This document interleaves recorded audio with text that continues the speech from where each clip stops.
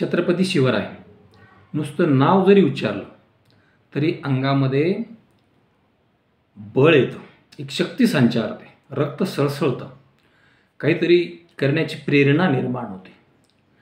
म्हणजे जवळपास 400 वर्ष राजाला होत आली तरीसुद्धा राजाचं अलौकिक कार्य हे अविरत या ठिकाणी सुरू आहे. ते आजच्या काळाला उपयुक्त आहे. छत्रपती शिवरायांची न्यायव्यवस्था असेल, प्रशासन व्यवस्था असेल, महसूल व्यवस्था असेल किंवा आरमार असेल, अशा वेगवेगळ्या बाबी आजच्या काळाला अत्यंत उपयुक्त ठरतात. आज आपण पाहतो लोकशाही अस्तित्वात आहे. लोक मतदानाद्वारे आपला प्रतिनिधी निवडतात आणि ते प्रतिनिधी त्या ठिकाणी राज्य पातळीवर मुख्यमंत्र्याची निवड करतात, तर केंद्रीय पातळीवर ते प्रतिनिधी त्या ठिकाणी पंतप्रधानाची निवड करतात. मात्र जनता पुन्हा त्यांना किती बांधील असते, हाही एक मोठा संशोधनाचा भाग आहे. कारण लोक एकदा मतदान टाकलं की लोक विसरतात. त्यातही पुन्हा मतदान कशा प्रकारे होतं, ते कसं केलं जातं, ते काही ठिकाणी काय प्रकार होतात, गैरप्रकार होतात, हे वादातीत विषय आहेत. परंतु त्या काळी राजेशाही व्यवस्था जरी असली तरी ती लोकांना आपली वाटायची. आजची सरकारे लोकांना आपली वाटतात का, हा प्रश्न आपण स्वतःला विचारून पहा. कारण त्या काळात मरणाची स्पर्धा लागलेली होती. राजासाठी मरायला तयार या ठिकाणी लोक होते. शिवा न्हावे असेल, बाजीप्रभू देशपांडे असतील, म्हणजे किंवा तानाजी मालुसरे असतील, स्वराज्याचे अनेक मावळे कुठल्याही परिणामाचा कणभर सुद्धा विचार न करता या ठिकाणी मरण्यासाठी तयार झाले. तानाजी मालुसरेच्या मुलाचं लग्न होतं आणि तो लग्नाचा निरोप घेऊन राजाला सांगायला आला होता की तुम्ही लग्नाला या. आणि इकडं आऊसाहेबांचा आणि छत्रपती शिवरायांचा बेत ठरला होता की हा कोंढाणा, हा जो समोर दिसतोय तो कोंढाणा घ्यायचा आहे. आणि अशा प्रकारचं नियोजन सुरू होतं. तानाजी त्यांना सांगायला गेले आणि ज्यावेळेस तानाजीला ही कुणकुण लागली की आता त्या ठिकाणी स्वराज्यावर म्हणजे स्वराज्यासाठी हा किल्ला घ्यायचा आहे आणि मी मात्र माझ्या मुलाच्या तयारीमध्ये व्यस्त आहे, तानाजीनं सांगितलं, राजे ही जबाबदारी मला द्या. राजे म्हणतात, नाही ताना, मुलाचं लग्न आहे, तू ते लग्न व्यवस्थित करून घे. स्वराज्यात आणखी भरपूर या ठिकाणी अशा लढाया चढाया या ठिकाणी होणार आहेत. परंतु तानाजी हट्टाला पेटले आणि शेवटी राजांना त्या ठिकाणी तानाजीकडे ती जबाबदारी सोपवावी लागली. तानाजीनं म्हणजे मुलाच्या लग्नाच्या अगोदर त्या ठिकाणी ती किल्ल्याची लढाई स्वीकारली. आणि मग म्हणूनच म्हटलं जातं, आधी लग्न कोंढाण्याचे मग रायबाचे. रायबा हे तानाजीच्या मुलाचं नाव आणि कोंढाणा हे त्या किल्ल्याचं नाव. आणि अशा अवस्थेमध्ये मुलाचं लग्न काही दिवसावर आलेलं असताना हा तानाजी त्या ठिकाणी तो किल्ल्यावर जातो आणि प्रचंड सामर्थ्यानिशी, प्रचंड आत्मविश्वासानं तो किल्ला या ठिकाणी जिंकला जातो. तानाजी धारातीर्थी पडतो आणि मग राजांना कळतं की हा गड जिंकलेला आहे. आणि राजे त्या ठिकाणी उद्गारतात की गड आला पण माझा सिंह गेला, म्हणजे सिंहासारखा माझा मावळा गेला. आणि हा मावळा म्हणून त्या गडाला नाव या ठिकाणी सिंहगड असं ठेवण्यात आलेलं आहे.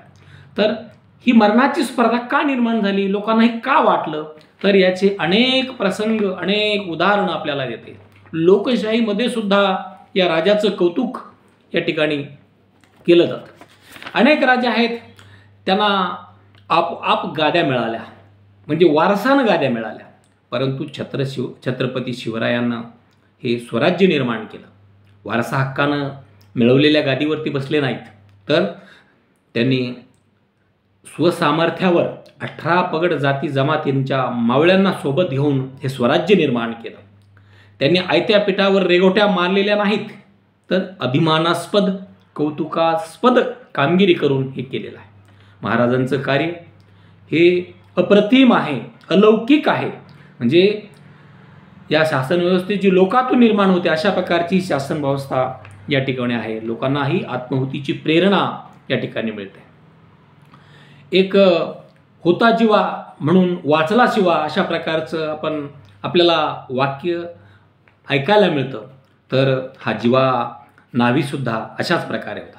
पन्हाळा गडावर ज्यावेळेस फौज फाट्यानुसार सह सिद्दी जोहर आणि फाजल खान यांनी वेढा दिला. जवळपास महिना उलटला तरी वेढा ढील द्यायला तयार नव्हता.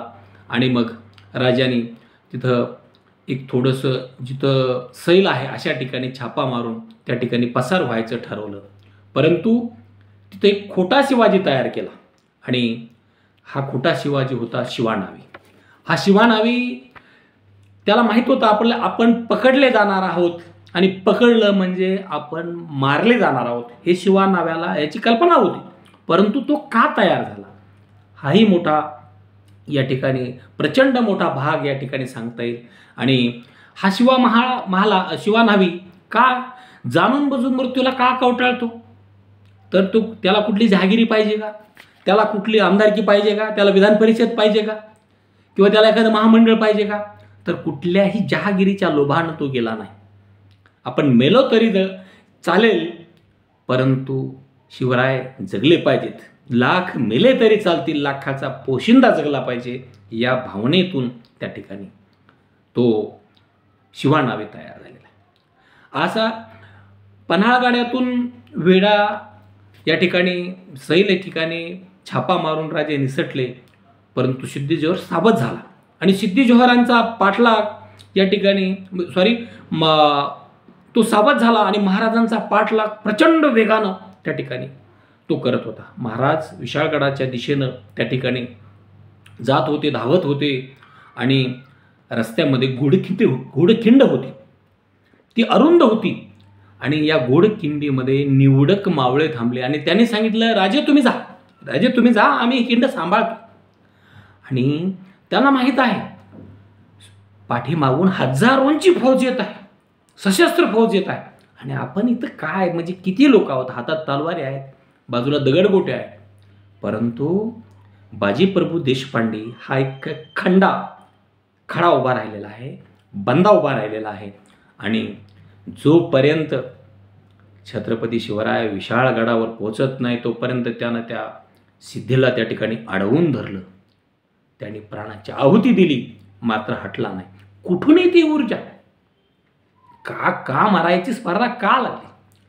ज्यावेळेस औरंगजेबाच्या दरबारी राजे आणि शंभूराजे छत्रपती शिवराय आणि संभाजीराजे ज्यावेळेस त्या ठिकाणी जातात आणि त्यांच्या स्वाभिमानाला त्या ठिकाणी ठेच पोचते आणि औरंगजेब त्यांना नजर कैद करतो आणि पुन्हा मग कैदेत ठेवलं जातं. आणि या कैदेतून सुटण्यासाठी सुद्धा त्या ठिकाणी जे मावळे तयार झाले त्यांना माहिती आहे आपण इथं म्हणजे महाराज आजारी होते, आपण त्या आजारी आपण महाराजांच्या जागी झोपणार आहोत आणि आपण पकडले जाणार आहोत आणि पकडले गेलो की बेमौत मारलं जाणार आहोत हे त्यांना माहीत होतं. आणि तरीसुद्धा त्या ठिकाणी ही मर्दुमकी गाजवायला, हे मरण स्वीकारायला मदारी मेहतर आणि हिरोजी फर्जंद तयार झाले. आणि त्यांनी तिथं झोपले ते आणि राजे त्या मिठाईच्या पेट्यातून त्या ठिकाणी निसटले. आणि पुन्हा राजाने त्या ठिकाणी संभाजीराजेला वेगळ्या ठिकाणी म्हणजे वेगळ्या दिशेनं पाठवलं. कारण कशामुळं की पकडले गेलं तर दोघंही मारले जाऊ. आणि म्हणून तशा प्रकारची युक्ती केली आणि मदारी मेहतर आणि हिरोजी फर्जंद यांनी ही जबाबदारी, मरणाची जबाबदारी स्वीकारली. हे का तयार होतं, ही आत्मीयता येथे कुठून? बरं, हे फक्त मोठ्यामध्ये होतं का? तर नाही, हे लहानग्यामध्ये सुद्धा होतं. छत्रपती शिवरायांमध्ये ही प्रेरणा ही त्यांनी लहानांपासून वृद्धापर्यंत हा आत्मविश्वास या ठिकाणी निर्माण करून दिलेला आहे. तिथं रयतेच्या भाजीच्या देठालाही धक्का लागू नये याची काळजी राजाने घेतलेली आहे. म्हणून प्रत्येकाला वाटत एखादी लढाई करायची तर आपलेच सैनिक जे पीक काढायला आले त्यातून घोडे काय हत्ती उंट पायी सैनिक चालायचे आणि ते पीक क्षणात नष्ट व्हायचं. परंतु इथं सैन्याची काळजी सुद्धा या ठिकाणी, म्हणजे हे सैन्य पिकाची काळजी सुद्धा घ्यायचं. एक 10 वर्षाचा मुलगा आहे, तो काय म्हणतोय, खबरदार जर टाच मारुनी चाल पुढे, चिंधड्या उडवीन राई राई एवढ्या. म्हणजे तो शेताची राखण करीत असतो आणि ही राखण करत असताना सैनिक काय करतात, म्हणजे काही सैनिक हे शेताच्या म्हणजे घोडे जातात, शेताचं नुकसान करतात आणि हा 10-12 वर्षाचा कोवळा मुलगा त्यांना एका व्यक्तीला अडवतो आणि सांगतो की इथून जायचं नाही, खबरदार जर पुढे जाल तर मी चिंधड्या उडवीन. आणि तो कुणाला म्हणतोय माहिती आहे का, तर तो दस्तूर खुद्द छत्रपती शिवरायांना म्हणतो. त्यांना माहीत नव्हतं शिवाजी कोण आहेत, त्यांनी पाहिले नव्हते, शिवराय कोण आहे ते माहीत नव्हतं, परंतु त्याला ही प्रेरणा आहे. मग ही प्रेरणा का निर्माण झाली, हा आत्मविश्वास का निर्माण झाला, म्हणजे त्या काळातल्या अनेक गोष्टी आज का उपयुक्त ठरतात, तर याची अनेक कारणं ही आहेत की शिवरायांनी हे महान कार्य केलेलं आहे. ज्यावेळेस संविधानाची निर्मिती सुरू होती त्यावेळेस बाबासाहेबांनी सुद्धा म्हटलेलं आहे की मला घटनेची निर्मिती करताना फार अडचणी आल्या नाहीत, कारण माझ्यासमोर छत्रपतींचं स्वराज्य समोर होतं. म्हणजे अशा प्रकारचं हे अलौकिक कार्य, महान कार्य या राजानं केलेलं आहे.